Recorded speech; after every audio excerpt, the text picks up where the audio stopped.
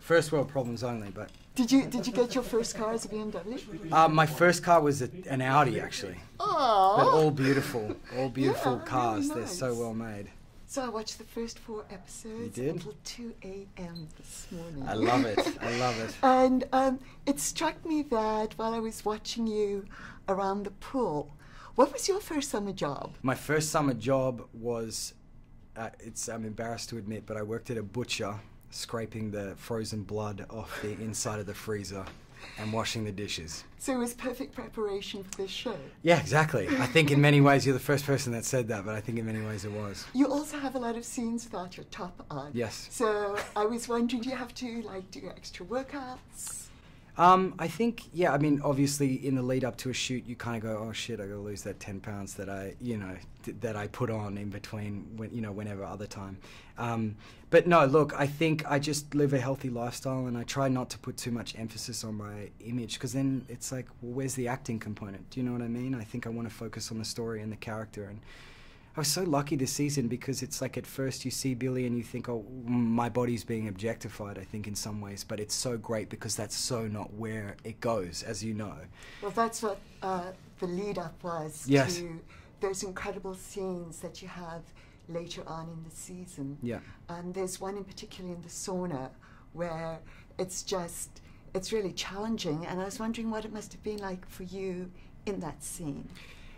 Well, I knew in the lead-up that, and as you know, the scene is an emotional roller coaster. I'm up, I'm down, I'm all over the place. And it was physically exhausting as well. I put everything that I had into it. I think it was a great opportunity. I think it was a great opportunity to fight with this thing that's happening to me. So I did a lot of study about people with bipolar disorder and split personality disorder, and about how one personality has the spot, right? And how it controls everything else that's going on. But what's the other personality, the main personality, doing behind the scenes that doesn't have control of the spot, right? And what is the struggle? So I kind of looked at it like an elastic band, and finally at the end of the season it snaps, which you'll come to see. But in that early scene, that's the first scene that we see the tension being drawn straight across within myself and their character arc. It was exhausting to watch. Did you get hurt at all? Because you're very physical in that scene. I was covered in cuts and bruises, and I tore all the skin off the top of my toes, dragging myself across the tiles. But I think it's worth it. I think I'm not by any means trying to say that to be like, oh, I did this and that and whatever else. I think it was just what was necessary, and sometimes you get hurt, shooting. But it's not like I'm out laying bricks and, I'm getting to live my dream. But you also get to wear the mullet. Yes. In real life, how do you deal with that? I assume you have to grow your hair. No, it's actually a wig. It's actually all a wig, so I can take it off at the end of the day. So it's almost like a costume piece, right? I put it on and I'm Billy, and it's like putting on the jeans or the jacket or the earring or the tattoo or any of the other prosthetics that I wear this season. It's just a part of becoming that character. You obviously weren't born in the 80s.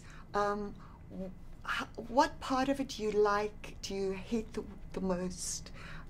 Did you speak to your parents about it? I spoke to them a little bit, but I tried to channel, because I wasn't born in the 80s, for me nostalgia is the late 90s, early 2000s, right? Thank you. Well, so I tried to think of what I feel nostalgic about. Like I remember my grandmother's hand cream, and just smelling that and thinking, just like anyone with the 80s, the 70s, the 60s, whatever is your nostalgia period, your memories, it's in the bank.